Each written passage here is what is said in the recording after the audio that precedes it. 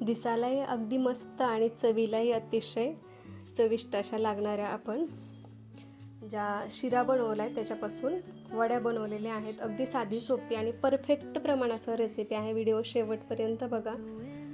तर कढईमध्ये मी तूप टाकणार आहे. तूप थोडंसं गरम झालं की काय करायचं, आपल्याला प्रमाण व्यवस्थित ठेवायचं आहे.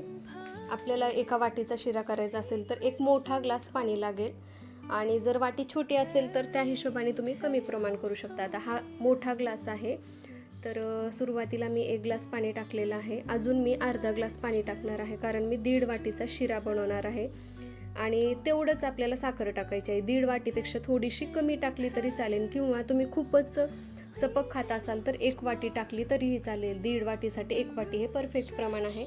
पण आता आमच्यात थोडासा शिरा हा गोडच आवडतो त्यामुळे मी 1.5 वाटी साखर टाकलेली आहे. ड्रायफ्रूट्स टाकलेले आहेत, छान पाण्यामध्ये शिजून निघतात त्यामुळे टाकलेले आहे. भरपूर अशी विलायची पावडर टाकायची आहे त्यामुळे विलायची फ्लेवरचा शिरा आणि वड्या आपल्या तयार होणार आहेत. आता या पाण्याला उकळी येऊ द्यायची आहे आणि रवा मी सुरुवातीला अगोदरच भाजून घेतलेला आहे. छान तुपामध्ये सोनेरी रंगाचा होईपर्यंत आपल्याला रवा भाजून घ्यायचा आहे. आता पाण्याला छान उकळी आलेली आहे. तर उकळी आल्यानंतर आपण जे रव्याचं प्रमाण घेतलेलं आहे मोजून सुरुवातीला 1 वाटी टाकते आणि नंतर त्याच वाटीने मी अर्धी वाटी रवा या पाण्यामध्ये मिक्स करून घेणार आहे. खूप जण पाणी वरून टाकतात पण त्या पद्धतीनं केलं तरी चालेल, पण या पद्धतीने पण छान होतो. आम्ही नेहमी याच पद्धतीने करतो. तर अजून अर्धी वाटी रवा यामध्ये टाकायचा आणि छान असं मिक्स करून घ्यायचं आहे आणि मिक्स झालं की लगेच आपल्याला याच्यावर झाकण 1-2 मिनिटासाठी ठेवायचं आहे. त्यामुळे काय होतं तर शिरा एकजीव झाल्यासारखा होतो आणि जाडसर असा दिसणार नाही आहे आपल्याला. आता 2 मिनिटासाठी झाकण ठेवलेलं आहे. लगेच आपल्याला काढून घ्यायचं. छान वाफ बसलेली असते आणि शिरा मस्त असा झालेला असतो. अगदी कोरडा झालेला आहे, खूप ओलसर नाही आहे आणि खूप कोरडा पण करू नका कारण काय होतं कोरडा शिरा दिसायला छान दिसतो पण खाताना मात्र घशात बोकणे बसतात, अडकतो आणि लबलब शिरा असेल तरच खायला खरंच खूप मजा येते. तर परफेक्ट असा शिरा तयार झालेला आहे. आता या स्टेपला मी काय करणार आहे, दूध टाकणार आहे. दूध आणि म्हणजे दूध टाकलेलं नाही आहे त्यामुळे मी साय टाकणार आहे.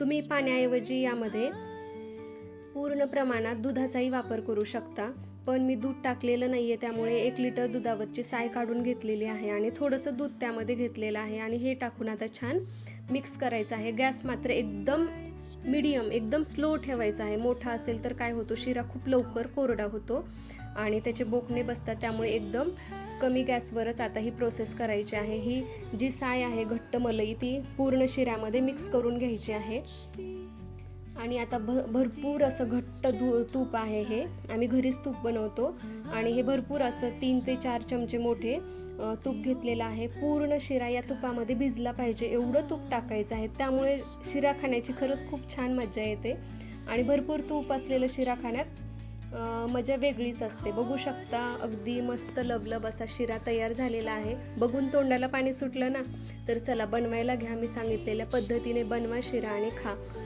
अतिशय लबलब असा शिरा तयार झालेला आहे. रवा पण आपण छान भाजून घेतलेला आहे त्यामुळे शिऱ्याला कलर छान येतो. शिऱ्याचा कलर हा पूर्ण रवा भाजण्यावरच अवलंबून असतो.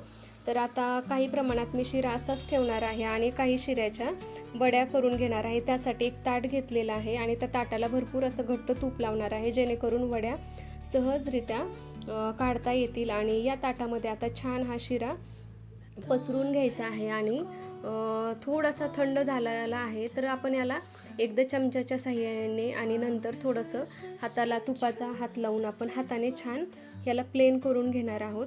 आणि ह्या वड्या बनवून झाल्यावर तुम्हाला हवं असेल तर तुम्ही ओला नारळ किंवा खोबरंही खिसून टाकू शकता, पण मी हे असंच खाणार आहोत आम्ही आणि तुम्हाला आवडत असेल तर तुम्ही खोबरं खिसून टाकलं तरी खूपच छान लागतील.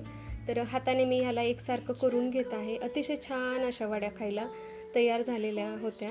तर नक्कीच बघा, तुम्ही करून बघा. काहीतरी गोड खावं वाटत असेल ना तर नक्की छान रेसिपी आहे. आणि हो, तुम्ही चॅनलवर नवीन असाल ना तर चॅनलला सबस्क्राईब करायला विसरू नका आणि जर तुम्हाला आमचे व्हिडिओ आवडत असतील तर व्हिडिओला लाईक करा आणि कमेंट करून सांगा की आजची रेसिपी तुम्हाला कशी वाटली ते. तर आपल्याला हव्या त्या आकाराच्या लहान मोठ्या अशा वड्या आपण बनवून घेऊ शकतो आणि एक 5 मिनिटामध्ये ह्या वड्या खायला छान लागतात. लगेच तयार पण होतात, कारण गरम गरम काढलं तर काय होतं, वड्या तुटण्याची शक्यता असते. त्यामुळे एक 5 मिनटं ह्याला थंड व्हायला ठेवायचं आहे आणि नंतर वड्या खायला घेतल्या तरी चालतील. तर मी अशा पद्धतीने सर्व वड्या आता तयार करून घेतलेल्या आहेत आणि त्या आता खाण्यासाठी घेणार आहोत. अगदी चाकूच्या साहाय्याने सहजरित्या ह्या वड्या निघतायत, बघू शकता. आणि किती छान मस्त आकाराच्या वड्या तयार झालेल्या आहेत, एकसारख्या वड्या तयार झालेल्या आहेत. जर रेसिपी आवडली असेल तर